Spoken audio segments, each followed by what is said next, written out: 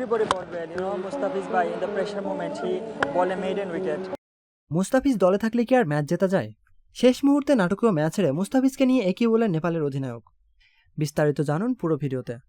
Toss হেরে শুরুতে batting নিয়ে মোটেও ভালো শুরু করতে পারেনি বাংলাদেশের ব্যাটাররা। পাওয়ার প্লেতে 4টি উইকেট হারিয়ে চরম ব্যাটিং বিপর্যয়ে পড়ে টাইগাররা। যেখানে সাকিব আল হাসান ম্যাচকে এগিয়ে নেওয়ার চেষ্টা করলেও তাকেও ফেরত যেতে হয় দ্রুতই। শেষের দিকে বলারদের লড়াকু পারফরমেন্সে 106 রানের পুঁজি পায় টিম বাংলাদেশ।